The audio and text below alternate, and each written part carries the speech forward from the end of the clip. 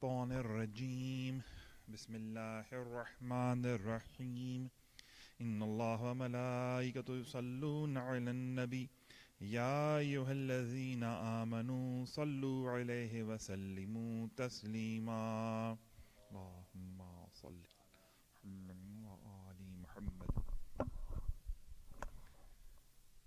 أعوذ بالله من الشيطان الرجيم بسم الله الرحمن الرحيم نون والقلم وما يسطرون ما أنت بنعمة ربك مجنون وإن لك لأجرا غير ممنون وإنك لعلى خلق عظيم فستبصر ويبصرون بأيكم المفتون إن ربك هو أعلم بمن ضل عن سبيله وهو أعلم بالمهتدين فلا تدع المكذبين ودوا لا تدهنوا فيدهنون ولا تطع كل حلاف مهين هماز مشاء ببنين مراء للخير معتد أثيم عتل بعد ذلك زنيم أن كان ذا مال وبنين إذا تتلى عليه آياتنا قال أساطير الأولين سنسمه على الخرطوم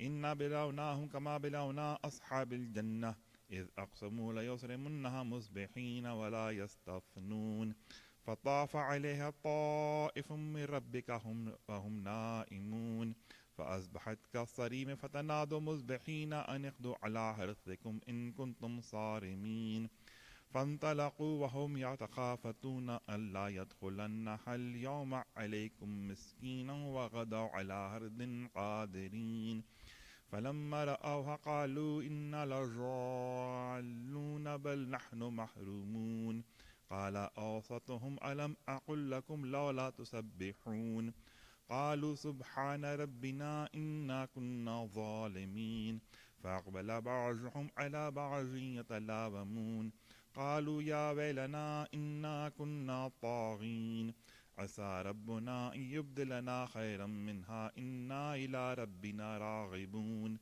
كذلك العذاب والعذاب الآخرة أكبر لو كانوا يعلمون إنا للمتقين عند ربهم جنات النعيم أفنجعل المسلمين كالمجرمين ما لكم كيف تحكمون أم لكم كتاب فيه تدرسون إن لكم فيه لما تخيرون أم لكم إيمان علينا بالغة إلى يوم القيامة إن لكم لما تحكمون سلهم أيهم بذلك زعيم أم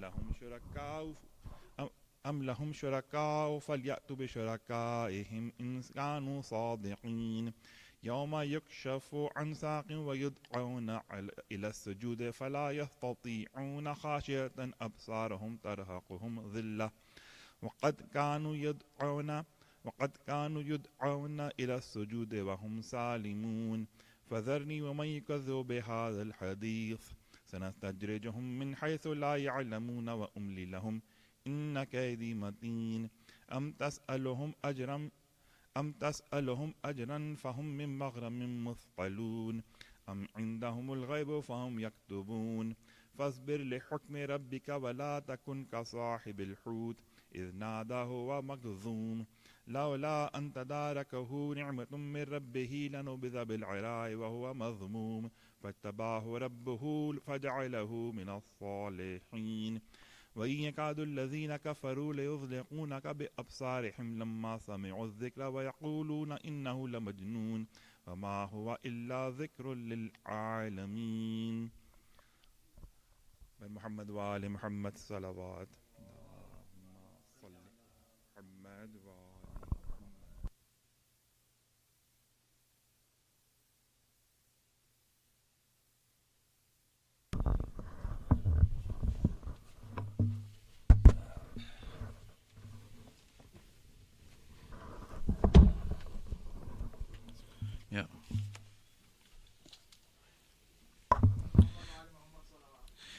اللهم صل على محمد وآل محمد.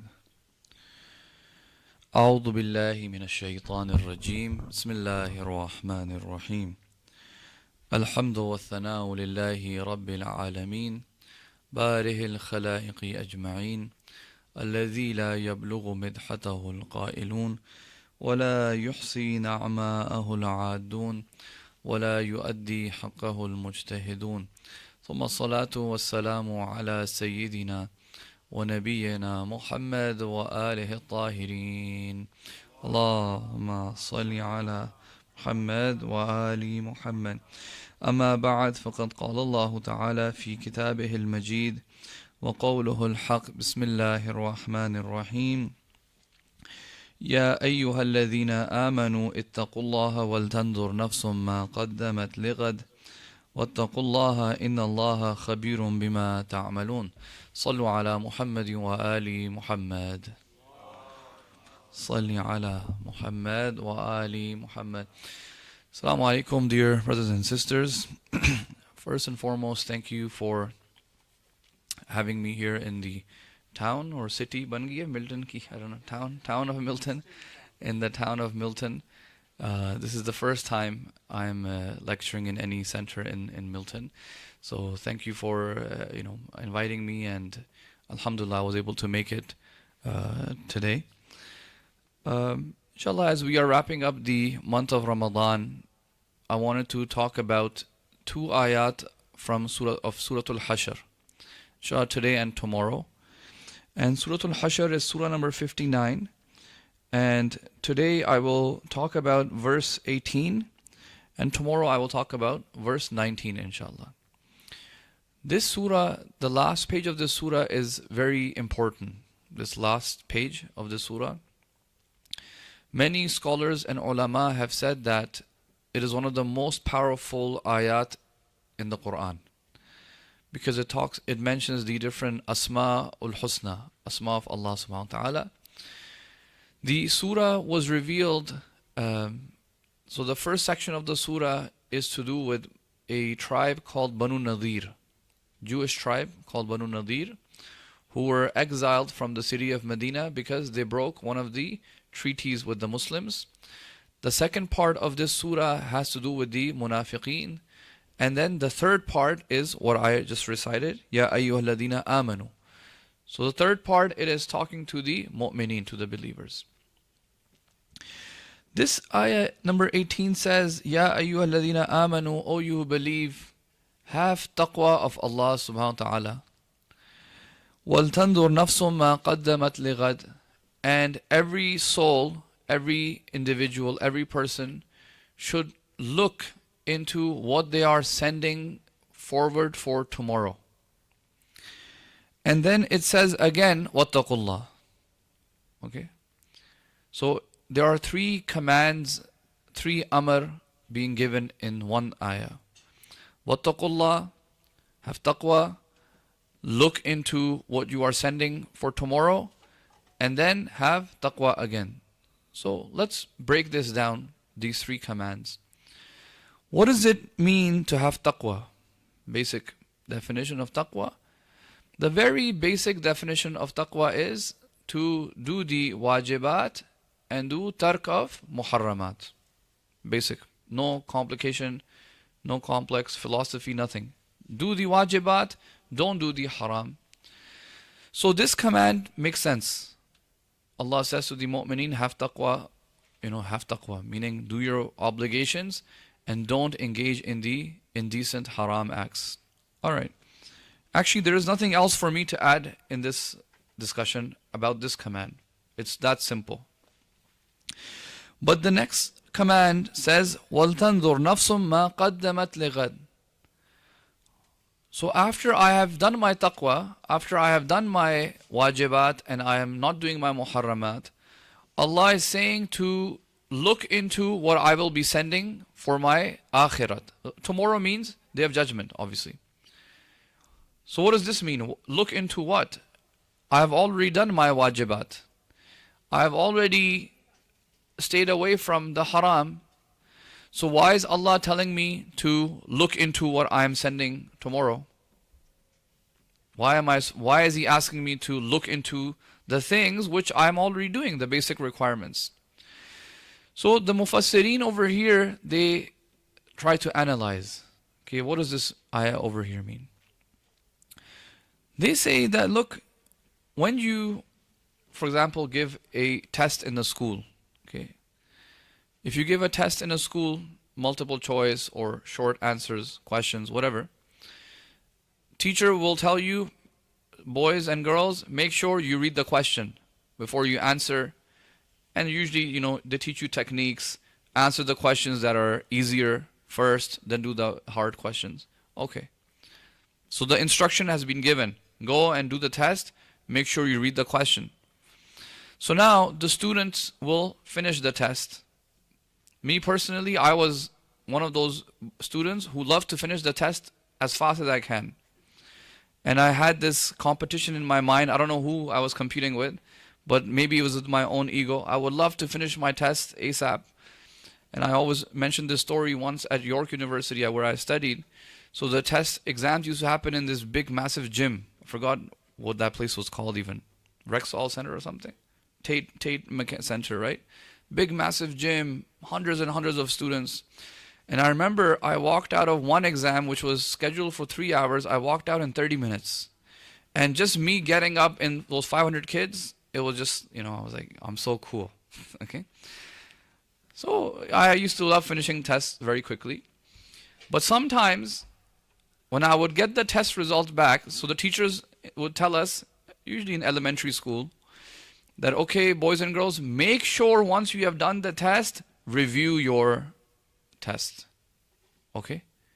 The student can say, hey, I answered all the questions. I read the questions, I answered all of them. Teacher says, no, review it one more time. So there are two types of students over there. One type of student will say, let me just review the test. And when they review the test, they will realize, oh my God, I made some mistakes. I forgot to pay attention to this question or whatever. They will fix their mistakes. What are they fixing, brothers and sisters? They are fixing their amal that they did, which was the wajibat. Okay? Or they are fixing their amal, which was the tark of muharramat. They're fixing something that was already the basic requirement. But some students, even at that stage, they will ignore it and they will say, no, I have given the test and that's it, I'm submitting my paper. These second students who submit the paper and then they get the test result back, they see that, oh, they got some questions wrong. And when they see the wrong questions, they have this hasrat. Okay, I knew this answer. If only I had listened to the teacher and just reviewed it one time, I would have actually gotten this. I knew the answer. So this ayah is actually something like that. That Allah is saying, have taqwa of Allah. So you did the wajibat and you abandoned the muharramat. But Allah is saying, وَلْتَنْظُرْ نَفْسُمْ مَا قَدَّمَتْ لِغَدْ. But do a review one time. Do a reflection on your amal that you have done. The wajibat and the muharramat you have stayed away from. Look into them. Once you do a muhasaba and a reflection, you will realize that, hey, you know what? I can actually improve the quality of even my basic taqwa. I can improve the quality. Now, remember, taqwa is not just namaz, roza, hajj, not just ibadat. All of your life, your social interactions, family life, hukuk of your spouse, children, wife, husband, parents, all of these things are coming under taqwa. So this ayah is saying, look into all of these things. Your taqwa, your God consciousness in your relationship with your parents, with your spouse, with your wife, with your husband, with your children. Right now you may be saying that, I'm muttaqi, I'm doing all of my wajibat, I'm fulfilling their rights. But if you do a muhasaba, if you do a reflection, you will find room for improvement, opportunity for improvement, 100%. So that is what this ayah is saying. Why is this ayah saying qaddamat lighad? Qaddamat is from the word taqdeem. We say in Urdu also taqdeem, right? Kisi cheez ko pesh karna. I thought me and my a'mal are with me. Meaning, we say that when you die, you will go to the grave with your a'mal. But taqdeem makes it seem like, okay, I am over here and I am sending forward something for the next world. So why is this phrase being used in the Quran? Actually, this phrase is used all over the Quran, right? قدمت لغد, قدمت يدي. You've heard in many different ayat of the Quran. This Allah subhanahu wa ta'ala is basically telling us that tomorrow when you go on the day of judgment and your hisab kitab is going to happen, and you will see either the Jahannam or you will see the Jannah, and you will see your reward in heaven or you will see your punishment in the day of in Jahannam, in hellfire, that is a creation of you yourself. Ma qaddamat lighad. These are the amal, the bricks and the cement that you sent forward for today. You sent the construction material for what you are now going to experience. You invested in your akhirah with your amal, and you sent all of these things. You shipped this up. You cannot even ship anymore because of the Strait of Hormuz. But, inshallah, we are shipping our good amal in the hereafter. So this ayah is saying, review your actions, because there may be some room for improvement, right? In fact, you may even have made mistakes. Fix those mistakes, do your room for improvement, and then know that tomorrow when you see the result, see the consequences, they are your own doing. Allah is not gonna do your hisab kitab and then Allah is gonna think, okay, ab main kya doon? What should I, let me think about it. No. You yourself are creating your hereafter. It even says in some of the reports that inshallah all of us will go to heaven, but heaven has darajat. That when the people at the lower level of heaven will look at the people at the higher level of heaven, there will also be a feeling of regret. That they will say, all we had to do was maybe some extra nawafil. All I had to do was control my tongue in some situation, and Allah would have given me one level higher. So don't think that, I talk to some of the kids, they're like, teacher or Sayyid, it's okay, we'll go first level, we're good. Entry to hogi na kam as kam. I got my foot into the door. But I said, no. When you are there, then you will feel, okay, I wish, like I didn't have to do much more. I just had to do a little bit more, and I could have gotten the even higher reward. So, وَلْتَنْظُرْ نَفْسُمْ مَا قَدَّمَتْ لِغَدْ. Allama Tabatabai says that why did Allah change from plural to singular? Because he says, Ya ayyuhalladhina amanu. Amanu is plural. Okay? Ittaqullah is plural. But over here it says, وَلْتَنْظُرْ نَفْسٌ. Nafs is singular. Okay? That every soul should do this. And he says it is because the first command of taqwa, it is actually quite easy to do. Inshallah, all of us have gone past that stage, right? But the second stage of reflection, it is requires a little bit more, effort.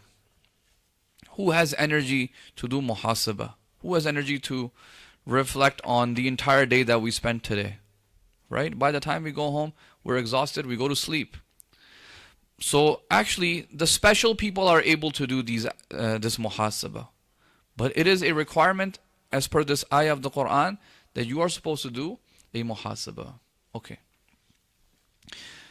So that is clear. But the ayah continues and it gives a third command and it says, Ittaqullah again. Right? Ittaqullah وَلْتَنْظُرْ نَفْسٌ وَاتَّقُوا. Why is Allah mentioning taqwa for the second time? Now, in the Quran, it is very normal for ayat to be repeated and words and sentences to be repeated. This is, as you all know, فَإِنَّ مَعَ الْعُسْرِ يُسْرًا إِنَّ مَعَ الْعُسْرِ يُسْرًا. In the same verse, same command, same thing, right? Surah Kafirun, Surah Kafirun, repetition. Surah Rahman, فَبِأَيِّ آلَاءِ رَبِّكُمَا تُكَذِّبَانِ. Full of repetition. Now, in the Quran, repetition is done for ta'keed. Ta'keed, for emphasis. This is the view that is accepted by all of the ulama. That yes, Allah does repeat himself, because the Quran is not a science book or a philosophy book or a logic book or anything like that. It is a speech, kalam of Allah subhanahu wa ta'ala. And in kalam, when humans even speak, we repeat ourselves. Right? Parents will repeat themselves to children. Don't do this, don't do this. They will repeat themselves. Why? Because repetition means emphasis. Alright. So it is very normal. So some mufassirin have said that this second taqwa is that. It's just repetition. It has no other meaning. Have taqwa of Allah, look into your actions, have taqwa. Emphasis. Some mufassirin, however, they say, you know what? No. This seems a little bit different. This second command seems a little bit different. So they say, how do we know that the second command is different?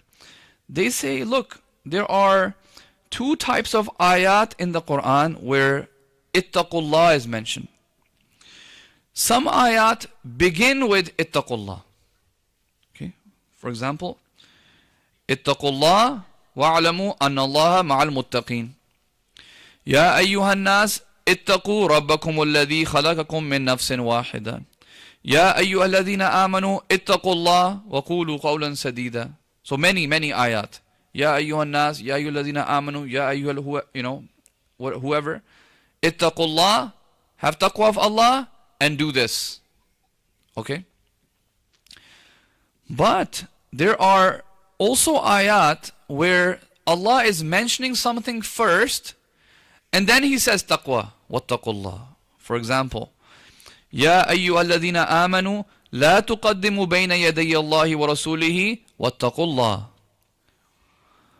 وَأْتُوا الْبُيُوتَ مِنْ أَبْوَابِهَا وَاتَّقُوا اللَّهَ لَعَلَّكُمْ تُفْلِحُونَ فَكُلُوا مِمَّا غَنِمْتُمْ حَلَالًا طَيِّبًا وَاتَّقُوا اللَّهَ إِنَّ اللَّهَ غَفُورٌ رَحِيمٌ.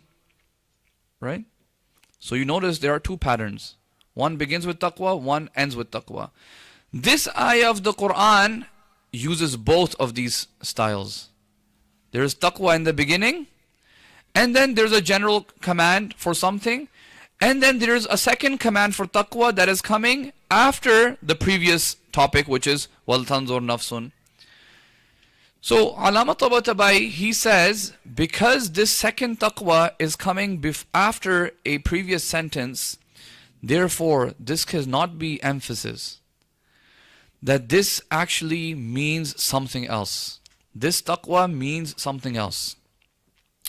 And this over here, he opens up a very interesting discussion, which I don't have time to go on through all of this.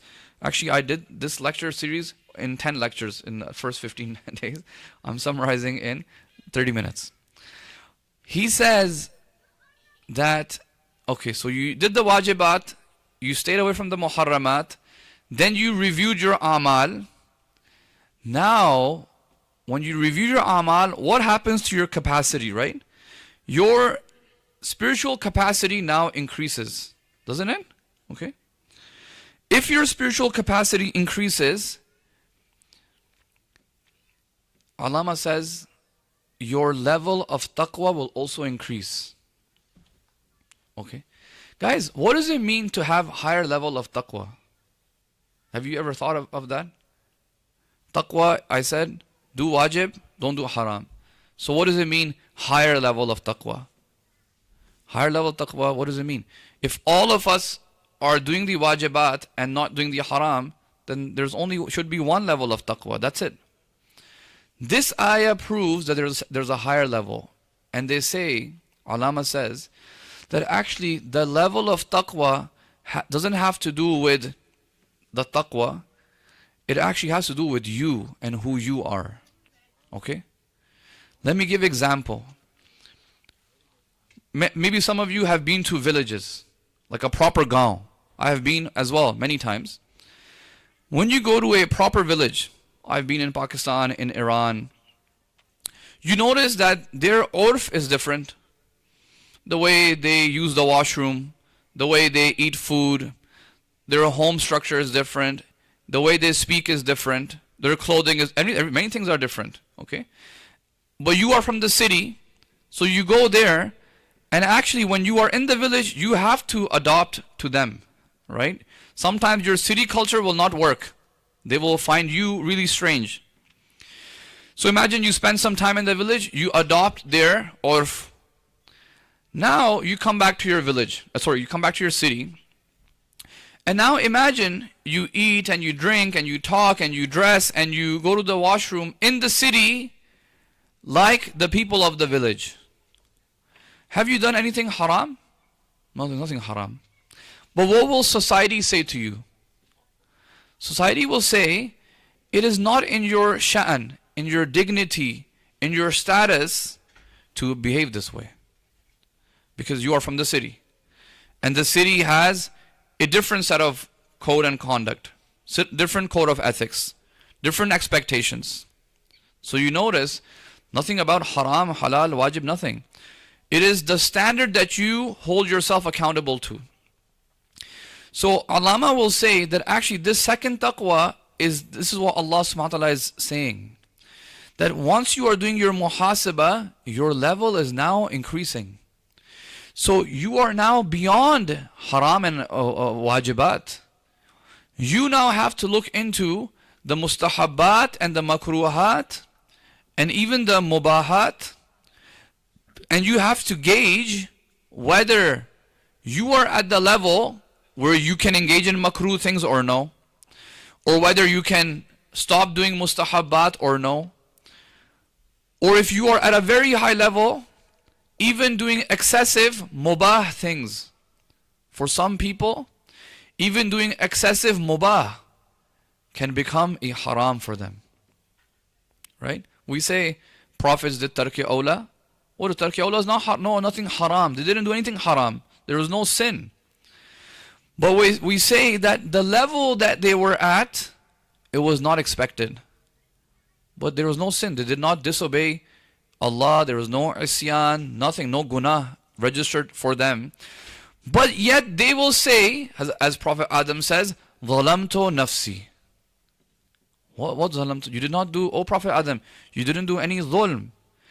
But Adam alayhi salam is measuring himself to a totally different level. We have riwayat saying the Anbiya, the Prophet, used to do tasbih of istighfar. Our holy Prophet used to do istighfar. O Prophet, what are you doing istighfar? If you don't have any sin, so what is this tasbih of astaghfirullah that he would do 70 times a day or more? They say that it is because, let's say, the Prophet is eating. Okay? These are needs that the Prophet and the Imams all humans have to do this. There is no escape. He has to eat food to survive, right? But when you are eating the food, your tawajjuh is not at the same level towards God as it would be, let's say, in salat. Right? Of course, because your mind is towards the food. Even if your niyat is qurbatan ilallah, all of that, but your mind is towards the food, the taste of the food, and your body is experiencing all of the taste of the food, for example. For that weakness in tawajjuh, the Anbiya do istighfar. That is why they are doing istighfar. Sometimes people say Imam Sayyid alayhi salam gave us these du'as just to teach us. Yes, of course, he gave them so we can read them. And that everything he is saying in these du'a, it is not true for him. I don't believe this. No. Imam Sayyid, when he is saying, forgive me, O Allah, and doing tawbah, this is him. He's making his du'a. But you cannot compare his tawbah to your tawbah. So look, we are making the mistake here. No, Imam Sayyid is doing istighfar. He is begging to Allah. He is pleading to Allah subhanahu wa ta'ala. And yes, he is teaching us the way to make the dua. But the a'mal for which Imam Sajjad is saying astaghfirullah, yes, it is a different a'mal. It is a different amal. His amal is that, oh Allah, when I eat food, I think about this food. Please forgive me for this. Okay, we have never done tawbah in our lives for something like this. Okay, we have never done tawbah for eating food, right? So the level is different. And this ayah is saying, the second command of taqwa is saying this, that your level of Iman states the kind of actions that you do. I have seen a bunch of youth here, so I might as well give this example. I didn't give it yet. I was driving and I was thinking of what example can I give the youth for this. So some of the boys, young boys, teenagers, they come to me and they say, Maulana, Ayatul Sistani allows tattoos, right? Right? Tattoos are halal, Shias allow tattoos. And I say to them, I said, Dekho, it's not about, this is a perfect example. It is not about halal, haram. It is about who are you? Who do you want to be? Right? So actually, depending on who you are and the level of your status and the level of your dignity, right? It actually may become very problematic for you to, let's say, get a tattoo. Depending on who you are. Now, if you feel that, hey, I'm not really at that level, okay, then yes, halal. Go get a tattoo if you want. But if somebody asks me, will I get a tattoo? I will say, look, I am in a certain position, certain status, and a tattoo would not be suitable for someone of this caliber. And my encouragement to the youth is, why do you want to aim low? Aim high. Right? Why do you want to be like, no, I want to be at a level where I should be okay to get tattoos? No, aim high, higher. Get a level where you yourself say, you know what, I don't want to get this. It is not appropriate for me to get this. They say, can we smoke shisha? Okay. In some cultures it is normal. Like Lebanese culture, all of even the Ayatollahs will smoke shisha. It is like food for them. Okay. Now in our culture, Indian Pakistani, it is not actually in our culture. We picked it up from the Arabs, right? Now, Masalan, I will sit in a gathering where boys are doing shisha, but I have never in my life smoked it. Even though there's always constant pressure. Why? And this is before hauza, like ye nahi ke hauza ke baad. Hauza se pehle bhi I never smoked shisha. And I would always just tell myself, ki maqsad kya, what is the point at the end of the day? Right? What is the point? Is this something that, because look, at a certain level, certain mubah things can also become haram. Excessive engaging in mubah. This can also become haram. But our community, our people, we justify everything by saying, oh, but it's not haram. It's not haram. Oh, it's halal. Maulana, is it halal? Start thinking beyond. Look at the level Allah is telling you to be. The halal haram level is the first taqwa. Wattaqullah. Ya ladina amanu. Wattaqullah. That's the first level. Okay, but Islam is not saying to just stay in that level. There's 2 more commands after that. Don't have taqwa, and then look into your actions that you are doing, the good and the good actions even. Review them and have taqwa again. Raise your level higher. And I will wrap up inshallah by explaining why is Allah mentioning this ayah in this surah, which has to do with I mentioned in the beginning of my lecture, for those of you who came a little bit late, this surah is about Bani Nadir. Bani Nadir was a Jewish tribe in Medina. They broke the treaty with the Muslims, and Muslims exiled them from Medina for breaking the treaty. And Allah is giving this ayat about their example. That these are a group of people who made a treaty, but they didn't stick true to it. They broke their treaties. Right? They didn't have a second level of taqwa. They didn't look into their actions that they had done. The good actions. The treaty is a good action. But there's a second step after that, to monitor your actions and to review your actions. They were not doing that. So raise your bar higher. Okay. Tomorrow, inshallah, I will look into the second ayah, verse 19, tomorrow, which is a continuation. وَلَا تَكُونُوا كَالَّذِينَ نَسُوا اللَّهَ فَأَنْسَاهُمْ أَنفُسَهُمْ أُولَٰئِكَ هُمُ الْفَاسِقُونَ. That okay, now that you have done taqwa, Allah is saying do taqwa, have a higher level of taqwa. Allah knows everything that you are doing. In Allah khabirun bima ta'amalun. He knows everything. There's nothing that you can hide. Even the waswasa that you do to your nafs, the whisper that you do in your heart, Allah knows even that. So do not become like those who forgot about Allah subhanahu wa ta'ala and Allah made them forget themselves. Some ulama, like Sayyid Mutahari, they say that this idea of forgetting the self, okay, forgetting the nafs. He says the fact that this concept is even mentioned in the Quran is itself sign of a miracle. Right? Because nobody in the Jahil Arabian society was thinking this deep. And what does it mean? Think about it. What does it mean to forget myself? Like, what does it mean?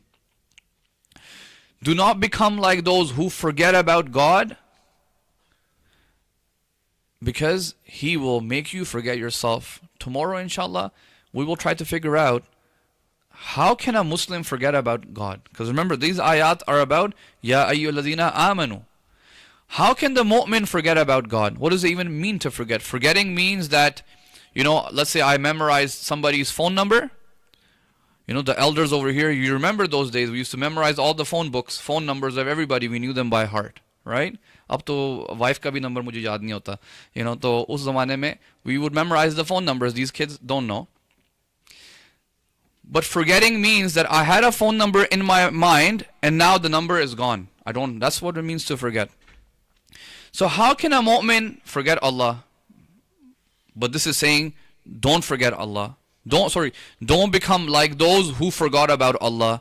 Meaning there are a group of people who forgot about Allah. Okay, what does this mean? Tomorrow we will talk about this. And what is the relationship between forgetting about Allah and forgetting about myself? What is the relationship here? It seems like this is saying there's a cause and effect, right? If you forget about God, the effect is you will forget about yourself. What is the causal relationship? Isme kya cause and effect kya hai? Why is there a relationship between me forgetting God and me forgetting myself, right? So tomorrow, inshallah, we will go through this, and also we will look at وَلَا تَكُونُوا كَالَّذِينَ. Kaf in Arabic means like. Okay, do not become like those. So why did Allah say like those? Why did He not say don't forget about Allah? Why didn't He say that? He can just say that, don't forget about Allah because I will make you forget yourself. Inshallah, tomorrow we will break this ayah down a little bit, go through it inshallah. And then hopefully by the end of these two, or depending, Eid most likely Friday, right? Depending on inshallah, tomorrow we will wrap it up. The takeaway point would be that what does it mean and how can we continue the teachings of the month of Ramadan, post Ramadan, through the idea of dhikr of Allah subhanahu wa ta'ala, through the idea of remembrance of Allah subhanahu wa ta'ala, to not forgetting about Allah. And because if you do not forget about Allah, you will not forget who you are. Okay, khud shinasi and khud faramushi, as they say in Farsi. Tomorrow inshallah we will analyze this. We ask Allah subhanahu wa ta'ala to please accept all of our ibadat in these months. We still have tonight and tomorrow. We ask Allah to give us the tawfiq and the opportunity to, if there's any last forgiveness that Allah can forgive us for our, sins and mistakes. We ask Allah to please forgive us for all our sins. We ask Allah subhanahu wa ta'ala to please assist all of the mujahideen and all of the maraji, all of the ulama, all of those who are helping to serve the cause of Islam, those who are helping to protect the borders of the Darul Islam. We ask Allah to please come to their aid, come to their assistance. We ask Allah subhanahu wa ta'ala to please assist all the mazlumeen, those who are being oppressed in the Muslim world especially. We ask Allah subhanahu wa ta'ala to please hasten the reappearance of the 12th Imam and enable us to be one of his close companions, inshallah. Rahimallahu man qara al-Fatiha ma'a salawat. Allahumma salli ala